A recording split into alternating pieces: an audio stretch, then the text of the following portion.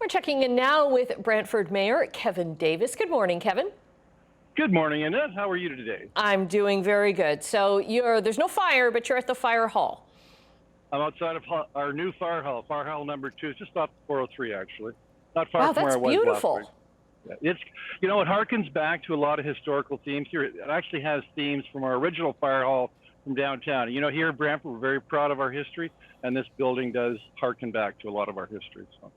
Okay. I want to update you on COVID numbers here because you have a new assessment center. The assessment center has moved.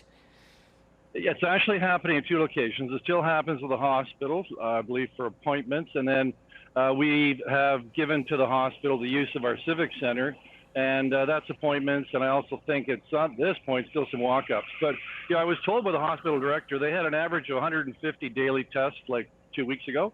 And now they're up to almost 600, like 4 times the volume of what it was just a week ago. Okay, and do you expect that number to go up because Elements Casino opened on Monday and was fully booked all week long? What's the response there been?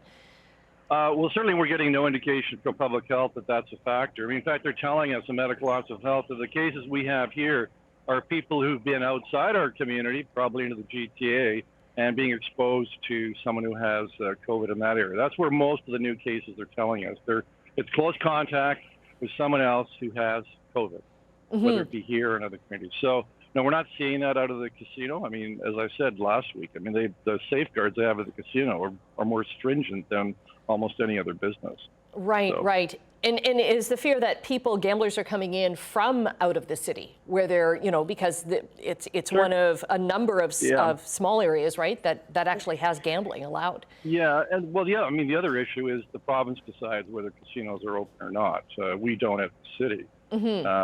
And so, we aren't seeing a lot of lineups there, similar to what we're seeing at our assessment centers. But, it's interesting, the assessment centers, we're actually getting a lot of people coming in from out of town. Because in other communities, such as I think Burlington, Oakville, you can't do walk-ins. And in fact, our hospital director has told us that they may move to a strictly 100% appointment-based system for that reason. Okay, because the danger is you could be coming from out of town and it's like, well, I'm going to get assessed. I may stop at a restaurant or I stop at Linden Park Mall or... Exactly. So if there's exposure to out-of-towners, I would think logic's telling me it's through our assessment center. So I hope they move to that appointment system fairly soon. Right. I want to talk to you about boundary lands for more industrial growth, because you're I know industry kind of coming in on the highway into Brantford is enormous for your economy, but you're kind of landlocked right now. We've always been landlocked. I mean, the county of Brant surrounds us, and the county of Brant is a separate government. We are not like a regional government. We don't have that here in this area. So those lands were annexed a couple of years ago from the county of Brant, about 6,000 acres. Oh yeah, our future, the future of this community, and the future growth, the future employment lands are in what we call these northern boundary lands. And so next week we're going to see the master infrastructure plan for servicing those lands and the rest of the city. So there's a lot of things that are happening over the next 2 months that will set the stage for the development of those lands. Right. Could some of that land be developed for housing as well? Because I know there's quite a housing boom and because it's affordable housing, right? Yeah, probably around 65% of those lands will be residential, institutional, and about probably around 30% will be employment lands. And all of those lands are much needed because, West Brant, which is where most of our residential growth has occurred, it'll be built out in about anywhere from 2 to 4 years. Okay. For the industrial lands, do you have companies that are already asking you, we want to build in Brantford, but there's just not the space yet? Oh, yes. And in particular, we don't have any large parcels of land, which larger industries are looking for. So there's no question that we need those lands to add to the inventory of industrial or what we call employment lands.